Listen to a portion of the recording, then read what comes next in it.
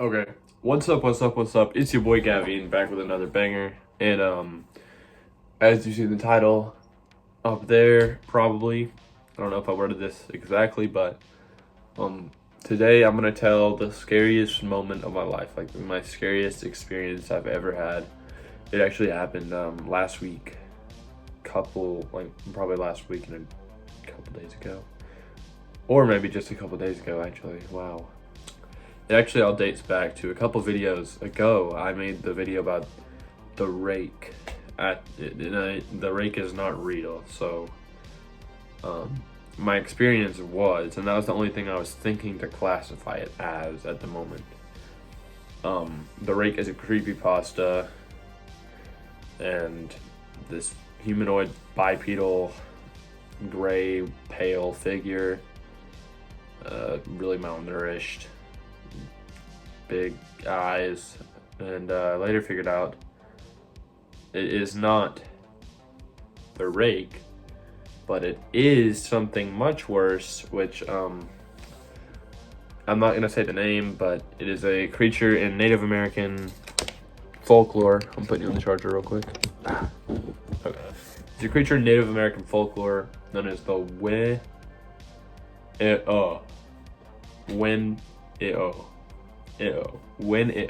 Yeah. And yeah, today I'm gonna tell my experience with it. So it started back. We went to the quarry, just me, my friend Porter, and James. And eventually we were walking back. It was pretty dark. And no, actually the first experience we had, we were swimming. Yeah, we were swimming in the quarry, giant quarry, rock quarry with the water in it, rainwater, which is actually probably very, very radioactive because the town I live in has a very, very high level of radiation because we built radioactive nukes and stuff. So yeah, it's probably not very safe to swim in, but hey, it's cool and it's fun. So we're swimming and we're in the middle, and we hear there's two sides, and we're right here. On both sides, we hear a growl over here. Like, I thought it was a frog at first. Like, I don't know if that makes sense. But we kept swimming, and I heard it again on the right.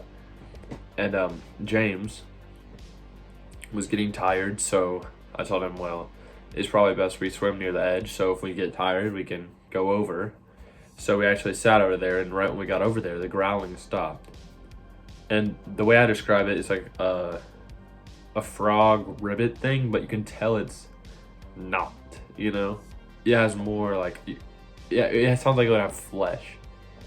It sounds like a mammal or something. That's the what I describe it as.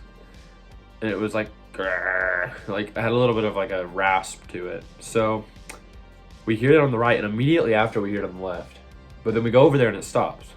So we went over there, and we went over to the side over here. I put pictures in my first video, and we just went back up. We saw a dude like running, just stopped and looked at us and just kept running. So we didn't pursue him, probably a hiker, but he was like running from something, not like on a trail. And if he did, he went a very weird way because you have to go all the way up and around the quarry. And usually they go around if they're trying to see a scenic route and then go back. But no, he went all the way, full circle. So, we're walking back. It's getting pretty dark, and we veer off to the right. And there's a trail off to the right, and in said trail, there's a cemetery. There's 3 cemeteries that I know of up there. Let me think. Oh, I also went back recently with Cameron. I don't know if you guys want to see the video, but if you do, please let me know. And we heard noises in the dark cemetery thing. And a couple days ago, my friend Porter that was with us, me, James, and Porter, he sent me a video, and it was like, do not go in graveyards at night. And it was the rake. Just a bunch of pictures of the rake, and he said, don't go in graveyards at night, which is really weird. And yeah, it was really quiet. Like, no animals. I know it's night, but there's not even like crickets on the trail, which is really weird. We're in Tennessee, and there's a bunch of crickets and cicadas and stuff. So eventually, we're walking back. Oh, that made it cool sound.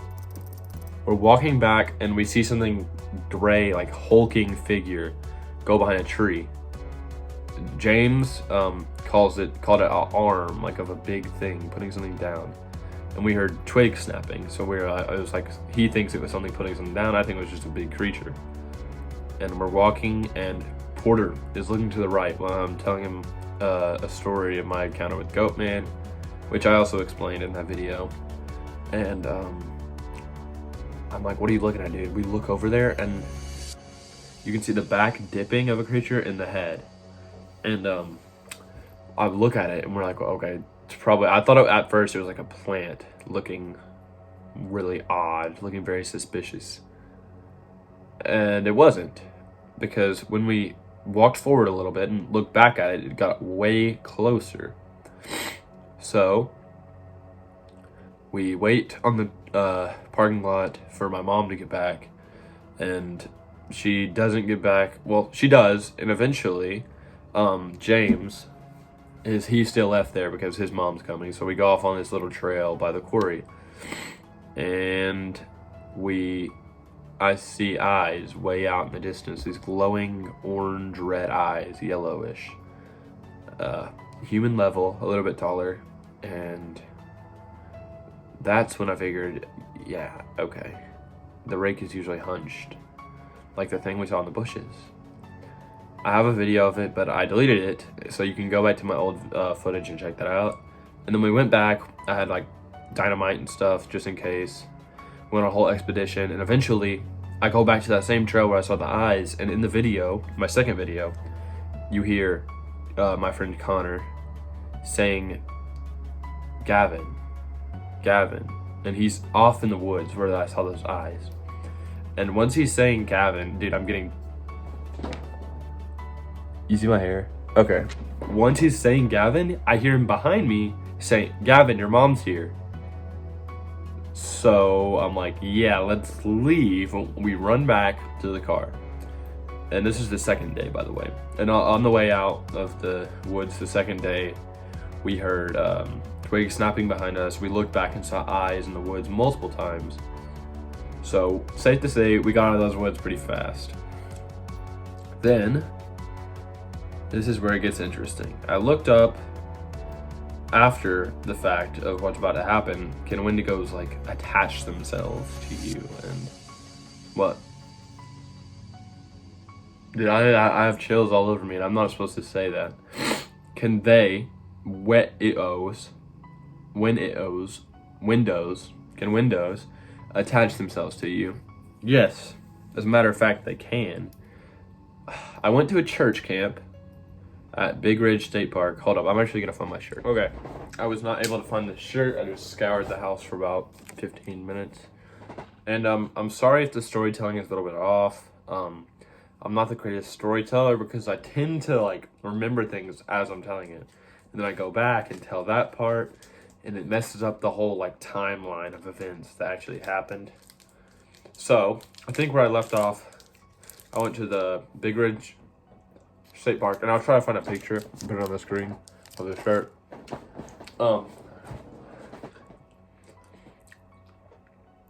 And I think it's safe to say it followed me. Now, I have one friend who can tell a story the exact same as I can. And he didn't even know about it, I don't think, when it first happened. But as I told him, everything matched up, and he was seeing the exact same things at the exact same time that I was. And I can ask him for his side of the story in text form. I could screenshot that and put it on the screen after I do mine, and then you'll see it matches up perfect. So basically, at said church camp, it's always the best part of my summer, one of the best parts of my summer, and overwhelmingly positive experience. Besides this, so daily routine. You get up, go to breakfast, have a large group for the day. It's a church camp. Then you go play a game, like a game with all the campers. Usually there's about 80 to 100 campers. This year there's only 40 because it's the year after COVID, so everything is off. And just really fun. And by the way, if you don't know, the Wendigo or the window is very native to the Appalachian Mountains, and the quarry and Big Ridge are all on the Appalachian Mountain Range. So it makes a lot of sense that I'd be seeing it here. And dude, I'm getting chills. Okay.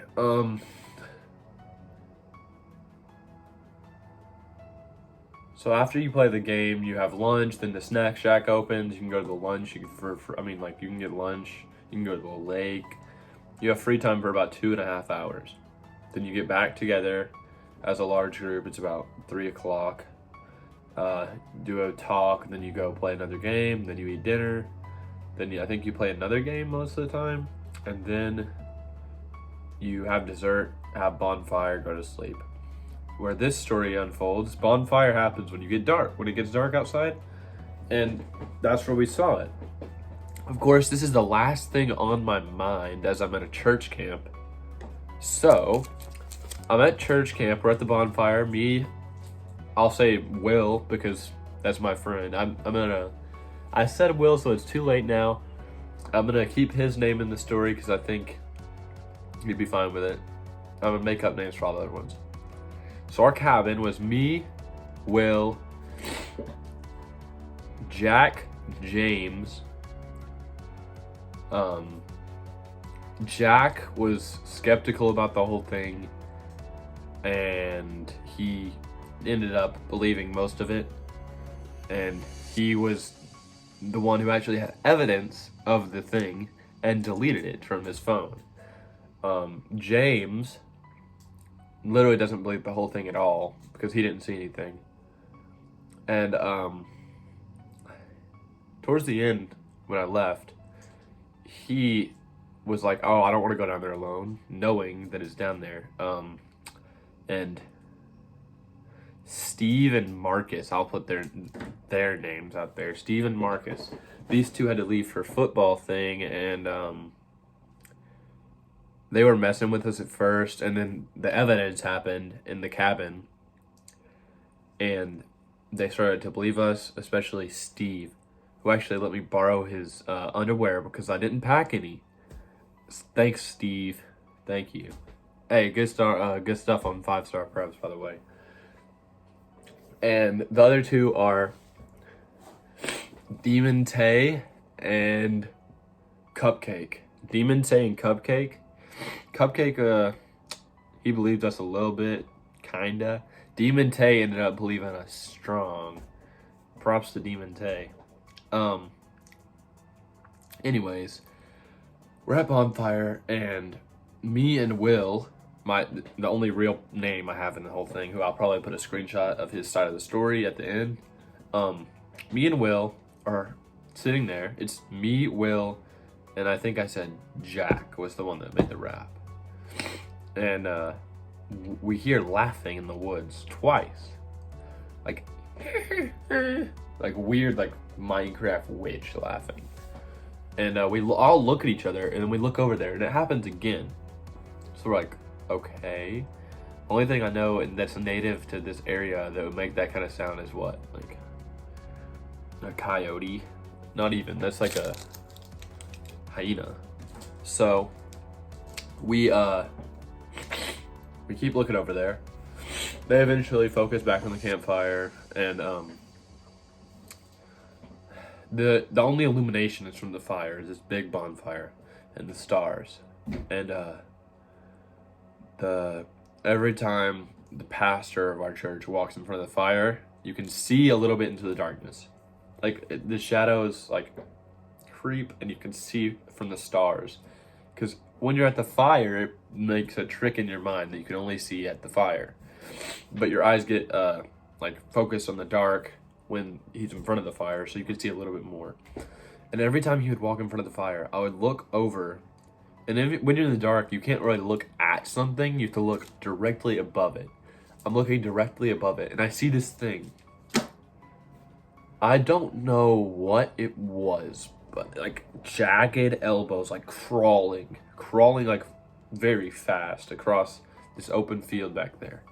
And I'm like, oh my God. And I get Will, my buddy. I'm like, hey, look over there. He's like, what is that? And then we're like, okay, yeah. And then bonfire ends. We get the chairs that we had. Go. Literally, I'm like jogging up the hill with a chair, flashlight, my phone in my hand. I'm like jogging up this hill. And we make it up there. I put the chair back in the mess hall. And we go to the cabin. And on our way to the cabin, there's this big field by our cabin. This big, like, open, grassy area. It's not a field, I would know. It's like just this tall grass, this patch of tall grass. And me and Will hear something go, like, through the grass, like running directly at us or right past us. So once this happens, we're like, oh, nah. And we will run inside, and we're like, okay, what? And eventually, Demon Tay, you know, he's like, okay, this is weird. And Jack, freestyle rapper guy, he even believes us then. So the whole night we're like super scared. And then Cupcake walks in. He's like, why do y'all got the lights off? Because we have the lights off and we're huddled in a corner. Because we keep hearing this weird stuff. And once we're huddled in the corner, Cupcakes walks in and he's like, bro, I'm about to turn the light on. We're like, don't turn the light on. I swear at that moment, I could hear someone's voice. I can't place a name on it, in the woods, telling me to go out there. So I'm like, okay, what? Because I had my friend Johnny on FaceTime. I don't think he cares if his name's in the video. I had my friend Johnny on FaceTime. So I thought it was still him, but I had hung up like 2 minutes prior. And I didn't go. And because I knew by this point what a window was. So I knew they could use voice mimicry, voice manipulation. And I stayed in the cabin with my friends. And we eventually, as a group, left to go up the stairs and into the big open area with all the pastors and counselors and all the leaders. So we're like, okay, yeah, this is probably a safe space. They can tell we're so freaked out. And we look over, we go to this right path, we see something do this, like, look. It's like these glowing eyes look at us, and we're like, okay, no. We run back, and we go around, we get a stronger flashlight, we look at it, it's gone. And we eventually videoed something in the woods with the bright eyes. On the video, you can't see anything. It's just pitch black. But I'm looking at the video. There's 2 bright eyes in real life. I look down, there's none. Look back, there's some. And I rewatched the footage, there's no eyes. I don't know what that is, but there's no eyes. The only thing I know that would have reflective eyes is like a deer, and it was way taller than a deer. And we go back to the cabin. We're so freaked out from seeing the head turn and look at us. From the eyes in the woods, we see other things, but I don't think that's part of it. And we go in the cabin. They are freestyling while I am texting my mom. I need to leave. Like, please pick me up. But she's not answering. So I text my brother, who's in Orlando. And I'm like, dude. Because he already knows what this is. I mean, I knew what it was since I was like 6. But obviously, at the quarry, that's not the first thing I'm thinking of. But it's definitely what it is. And, yeah. So I'm texting my brother, and he's like, I believe you. I'm trying to text our mom, but she's not answering. And eventually, she'd answered at like midnight. I was crying, dude. I don't cry much, and especially not in front of my friends.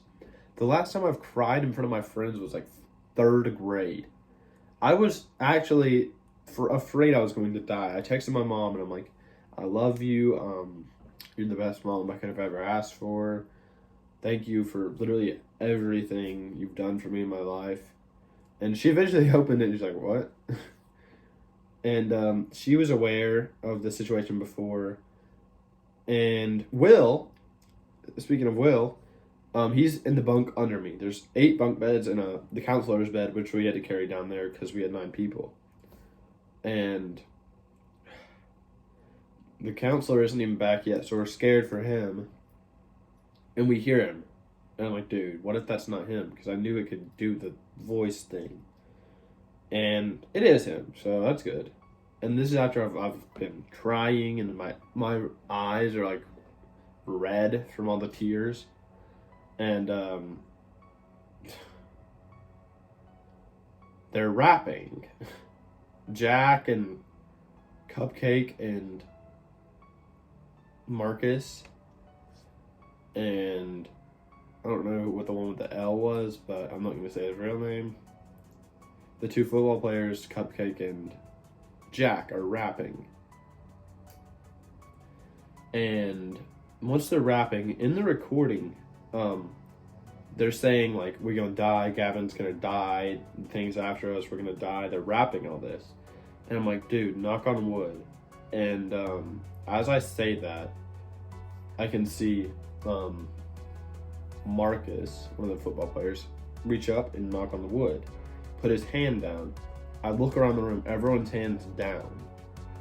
On the roof above us, on the cabin, which is, I can probably climb that.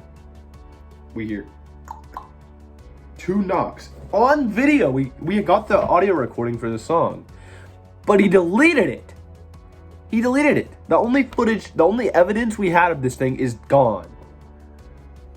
So every time I tell this, I'm gonna sound crazy. But I don't know if it was on the window or on the roof, but we kept hearing knocks all night. And eventually I had locked all the doors and locked everything, and I was just like, okay, I can't do this. Eventually I'm the only one awake. It's like 5 in the morning and I fall asleep.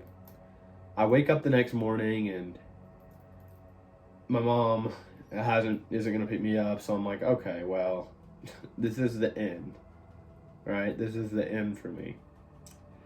And I go outside, there's no footprints or anything, so I'm like, okay, what if it was all a dream? But then everyone remembers it, so I'm like, okay, well, it's not a dream. This thing is still out here, and I can still feel it watching me from the woods. This whole campground is surrounded by thick forest. And yeah. It ends in a very dumb way, how this ends.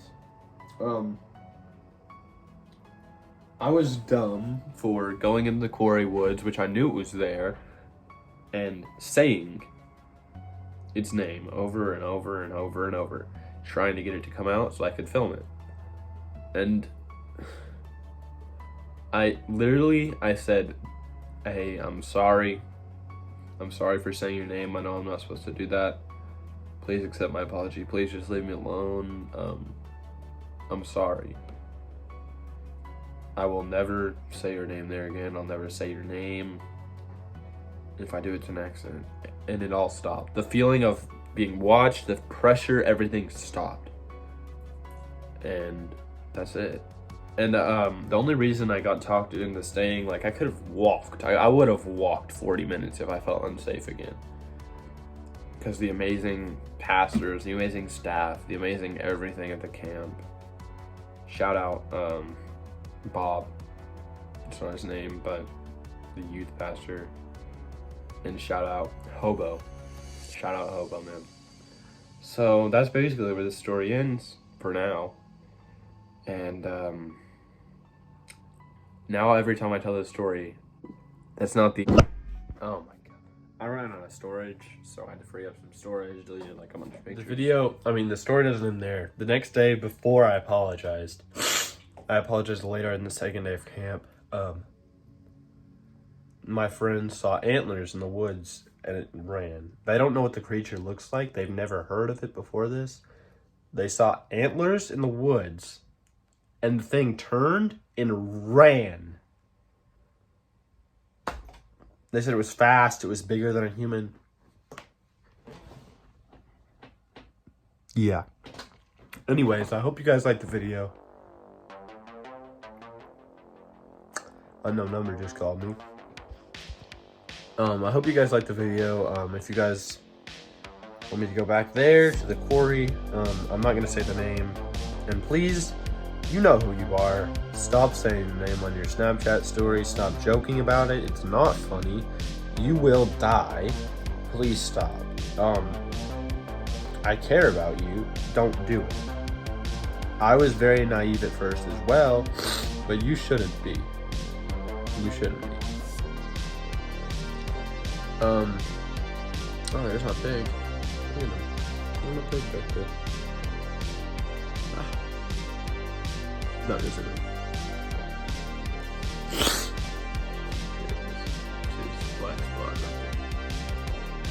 Anyways, I hope you guys liked the video. Like, comment, subscribe, share.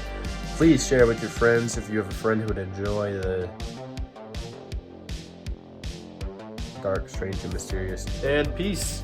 I keep getting calls from the unknown number, by the way.